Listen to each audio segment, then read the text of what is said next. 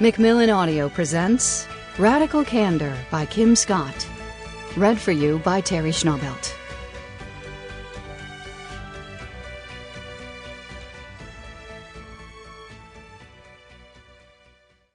For Andy Scott, the miraculous mixer of romance and stability in my life. For our children, Battle and Margaret, who give us daily surges of crazy joy and sane inspiration. For our parents, who taught us everything. And for our siblings, who helped us find each other. Preface to the Revised Edition. Radical Candor on Radical Candor.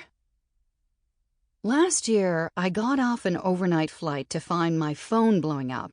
Family, friends, and acquaintances wondered if I'd caught the previous night's episode of the HBO show Silicon Valley, the often hilarious, and sometimes on point, parody of work where I have made my career. The bad news was that Radical Candor had been parodied as a fig leaf for obnoxious behavior by devious executives. Most of my friends told me not to worry about this. To be parodied on Silicon Valley was a good thing. Don't take it to heart. I wasn't so sure. I had written a book that advised people to listen to criticism, to take it to heart, to learn from it. I knew I should walk the walk here. So much of what makes the show Silicon Valley funny is the way it targets tech's penchant for wrapping up traditional predatory business behavior in idealistic language. Despite my intentions to the contrary, the term radical candor was, perhaps, being conflated with manipulative insincerity and obnoxious aggression in the workplace. In the episode, Ben Burkhart wants to become the COO for the show's hero, Richard Hendricks. Ben advises Richard to treat an employee cruelly, attributing his advice to a new management philosophy, RadCan. Burkhart represents everything Silicon Valley exists to skewer. He's smooth, glib, and utterly hypocritical. He's also a coward. When his boss enters the restaurant where he's meeting Richard, Ben runs to hide, again attributing his behavior to radical candor. The show even put an image of a fake version of my book, authored by Ben. I doctored it to illustrate the dangerous path that the show had captured so well. The asshole's journey, from obnoxious aggression to manipulative insincerity. The Silicon Valley episode taught me something important. Some people were using radical candor as a license to behave like jerks, conflating obnoxious aggression and manipulative insincerity with radical candor. I had developed a framework to prevent this very confusion, but it hadn't been clear enough. When I wrote the book, I hoped it would serve as a reminder of what fundamental compassion really means.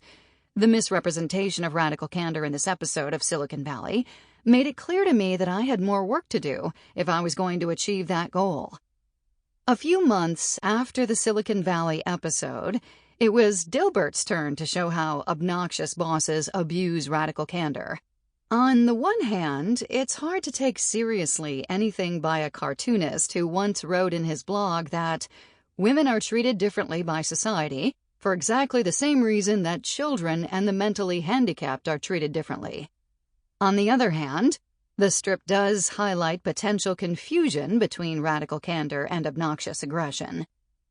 Pointy-haired boss says, "My new system of using radical candor is working out great. I've been criticizing people all morning, and only 3 of them went into therapy over it. Now I turn my candor to you." The employee says, "Die, monster!" The word radical in radical candor has been a mixed blessing. The juxtaposition of the edgy word radical with the conscientious word candor got people's attention.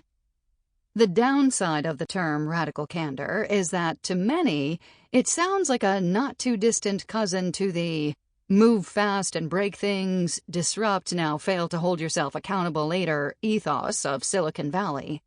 Another reason why radical candor is so often misunderstood is that it's confused with Ray Dalio's radical transparency. While Dalio and I are very much aligned on the importance of challenging directly, there's not much focus on care personally in his manage as someone operating. Sample complete. Ready to continue?